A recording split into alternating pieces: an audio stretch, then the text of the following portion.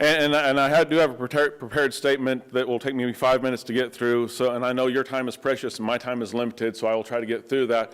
But do recognize that I have not read today's proposed order, so this is by no means a reflection of what is proposed today, but what has already happened. My name is Scott London, and I am the retired sheriff of Eddy County, New Mexico, where my wife and I also owned a retail jewelry store. My family relocated to Granbury last year, and we absolutely love it here. When all the posturing began surrounding the coronavirus crisis, I began a mantra of watch your government. This disease will pass, but the loss of your liberties will not. When I read the original order signed on March 19th, I was outraged. Initially, I spewed out frustration on social media.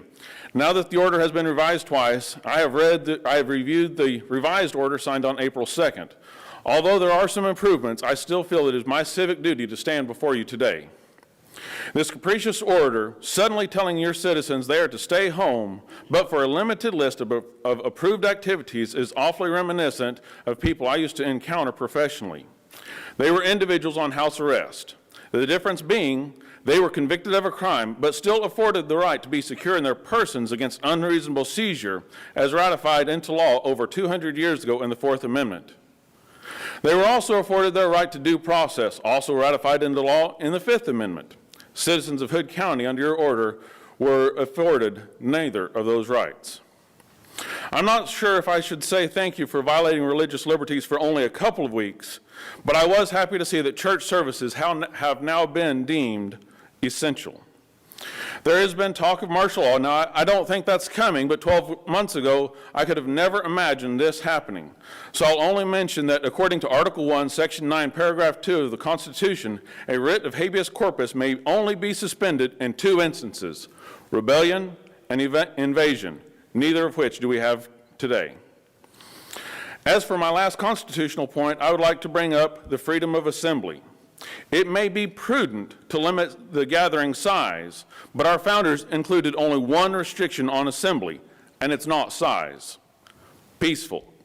Peaceful is the only requisite to lawfully assemble, and any law or order to the contrary is unconstitutional and thus an unlawful order.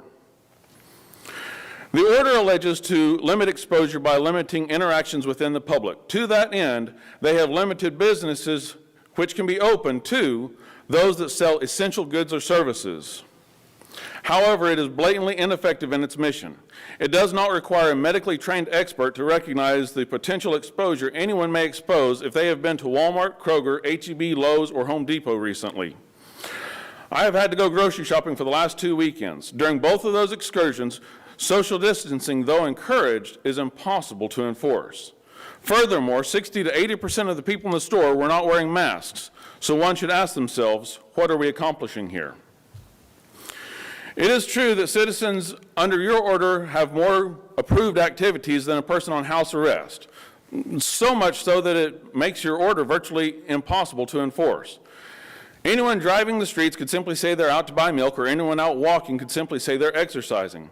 To threaten people with a $1,000 fine and or 180 days in jail for violating an order that is virtually impossible to enforce is a hollow promise.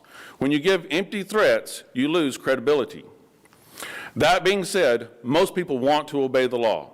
Most people want to be a good citizen. Therefore, a lawful order or not, most people will try to comply. An advisory would accomplish the same thing this order is attempting to accomplish.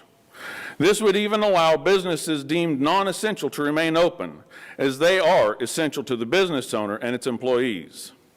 Could you not advise them to wear masks, limit the number of patrons per square foot, and provide hand sanitizer at all points of entrance and egress? This would allow business owners who rely on every $10 watch battery they sell to make ends meet. Speaking from experience, a year ago, I was that guy, and under your order, that would be unlawful. I have already been told that there are small business loans available to help businesses through this rough time. I was very proud that I operated my little store without having to go into debt. The thought of the government creating a situation where I would be required to be indebted to them to remain in business is infuriating. We're in a situation where government decides which businesses survive and which businesses fail, rather than the free market. That is nothing short of communistic. And for what? An ineffective approach to accomplish the mission that these orders claim to address. Yes, I'm doing my part to be a responsible citizen who protects my family and my community. Most people are willing to do the same if given good information. Of course, there will always be those irresponsible and defiant individuals, but is this ineffective order really worth giving our liberties away? Thank you for your time, and Mr. Eagle, I would have to agree that our government's primary responsibility is to protect our liberties, not to keep me safe. That is my responsibility. Thank you, gentlemen. I appreciate your time.